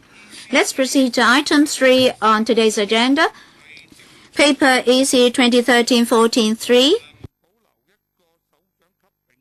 Proposed retention of one supernumerary post of administrative office staff grade C, D2, in the Financial Services branch of the Financial Services and the Treasury Bureau, with effect from the 15th of October 2013 to the 31st of October 2015, to provide continued directorate support to complete the current legislative and related work in relation to, among other things, the establishment of an independent insurance authority and Policyholders Protection Fund. On the 8th of April 2013, the LegCo panel on financial services was consulted. In attendance to answer members' questions, we have the Deputy Secretary for Financial Services and the Treasury for Financial Services, Mr. Eddie Chang. On the 8th of April, the Financial Affairs panel had a meeting to seek members' views on the proposal in the paper. There's no opposition from the panel. The panel did ask whether the retention of the supernumerary post for 2 years will be able to satisfy the related work of the Independent Insurance Authority and Policyholders Protection Fund, and whether public interest can be sufficiently safeguarded. The panel urged the administration to collect opinion on the IIA and the PPF and adjust the legislative proposals accordingly. Members, Dr. Kwakaki, with 3 minutes for each member. I have to draw a line there. So I can only extend the meeting to 10:45 a.m. Dr. Kwakaki, Mr. Chairman, I support the proposal in the paper. There are certain controversies about the IIA in the past decade or so concerning independent authority or statutory authorities. Members of the public are concerned about posts being filled by retired civil servants. So for the IIA and the PPF, will you take on board those concerns? That is, retired civil servants, well, these establishments are not to treat retired civil servants and to give them annual salaries up to more than $1 million. Deputy Secretary, after the establishment of the IIA, will proceed with recruitment and will have a normal recruitment exercise, which is not to treat retired civil servants. What about the salaries and conditions of service of the post in the IIA? In the civil service, you do have rules and regulations. For example, for D3 and D4 posts, what should the salaries and conditions of service be? Can you tell us your preliminary thinking about IIA posts? Our intention is that the IIA will employ consultants to formulate proposals on salaries and conditions of service before proceeding to recruitment. So I hope that that sort of mechanism will be able to address Dr. Kwok's concerns. Dr. Kwok, I can't give you 3 minutes. It is already impossible for me to entertain all the 3 members. Otherwise, I have to defer this paper to the next meeting. Chairman, it's better for you to defer this paper rather than force it upon us. Well, I am not forcing this upon you. Don't put words into my mouth. I already suggested I could defer this paper. Why should you say that I forced this upon you? That's what you said. All right, I will defer this paper. Mr. Chairman, don't be so agitated. I'm not being agitated. It's because you're long-winded. Well, Mr. Chairman, please be careful with your words. You're offending me by saying that I'm long-winded. You have to withdraw that remark. Then you have to withdraw your remark about forcing this upon you. I'm to stop you here so that we can discuss this in detail at the next meeting. You should withdraw your remark about me being agitated. I'm not agitated. Where's the agitation? As time is up for this meeting, we can only defer this paper to the next meeting. When will be the next meeting, Chairman? The 29th of May. All right. All right, meeting adjourned.